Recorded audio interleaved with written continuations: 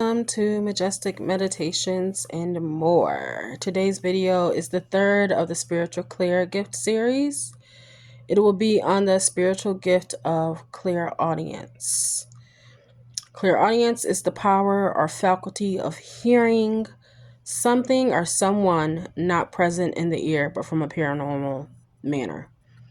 These may be external, coming from a source outside your head, or internal. Clairaudient powers vary. They can include hearing a familiar voice, such as those of a passed over loved one, or noises, or even music. Clairaudient can also include discussions that take place while you're sleeping. Before I jump into the signs that let you know that you are clairaudient, let me be clear.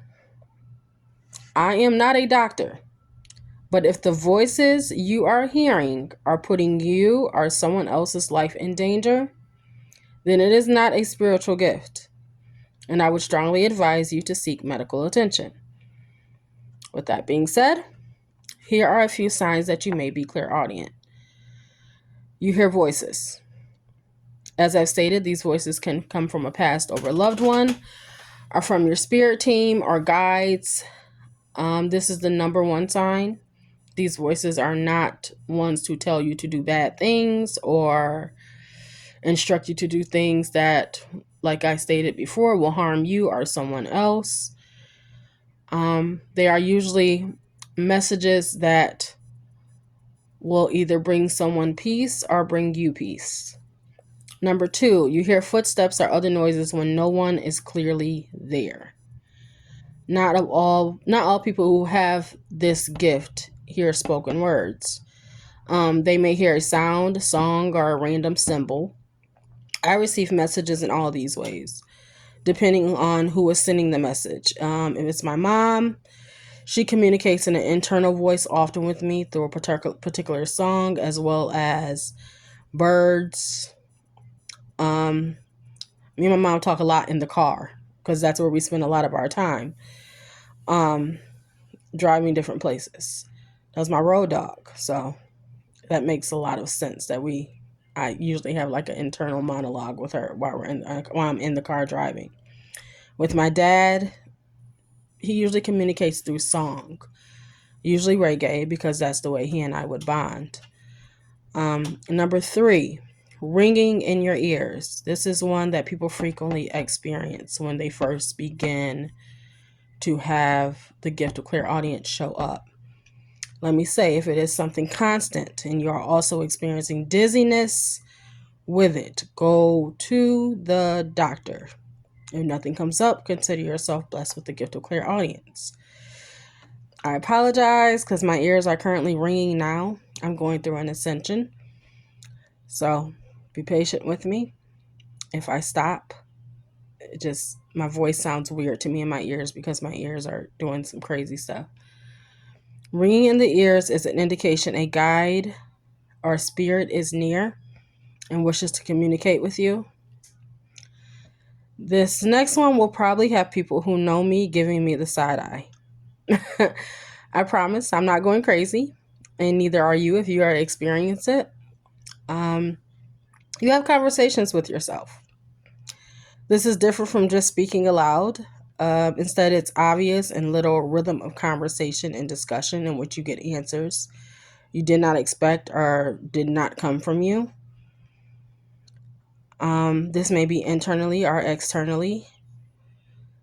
I often have conversations in the car with my mom, as I stated, so I often get looks from people at red lights looking at me strange, because it's obvious that nobody's in the car with me, but I am having a full-blown conversation.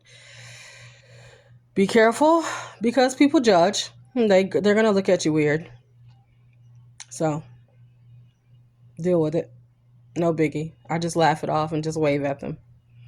Number 5, if you had an imaginary friend. I'll discuss this more extensively in another video, but if you had an imaginary friend as a child, this was more than likely an early sign of clairaudience. The imaginary friend was likely a spirit guide who appeared to you in a physical form that made sense to you. I've had 3 imaginary friends in total. I had 3 imaginary friends in total. And I still remember them to this day. And one of them is actual spirit guide that I still have. Number 6, you see. Yes, that's clairvoyance, is seeing, but with seeing, you may experience a connecting sound or symbol that is connecting you to a spirit. Number 7, you get inspired to do something creative suddenly. Ideas just pop into your head and they seem to come out of the blue as if someone whispered into your brain, and no matter what you do, the thought or idea does not go away. This is why I'm doing these videos, because no matter how I try to get rid of the thought of doing them, because I don't necessarily like being in front of the camera, the thought would not go away. And since I've done that, things have calmed down for me. Number 8, you are highly sensitive.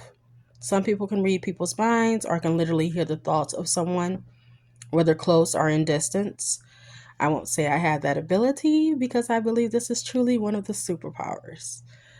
Number 9, you're a daydreamer and you have conversations. Like I stated, like full-blown conversations in your daydreams.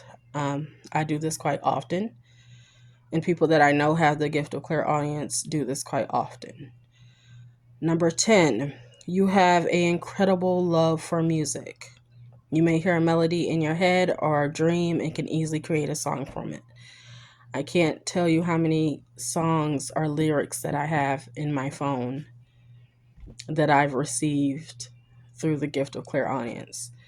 This also includes hearing songs that hold significant meaning from a past or a loved one, especially when you're thinking of them.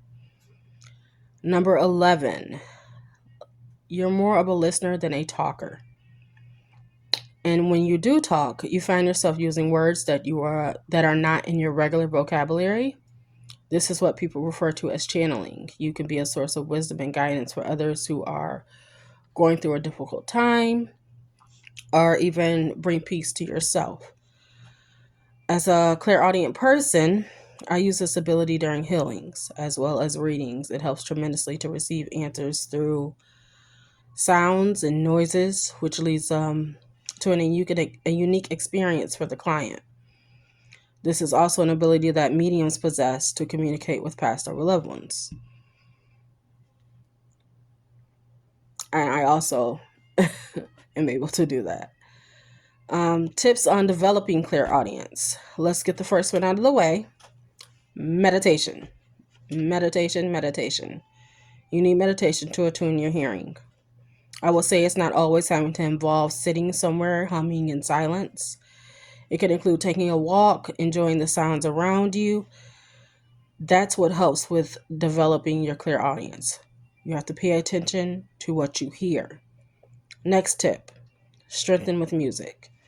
Choose a song and focus in on one instrument and try to isolate the particular sound from the rest.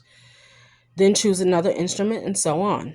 This exercise will teach you to differentiate and detect between subtle sounds. It also will help you separate your clairaudient messages from the thoughts of your own.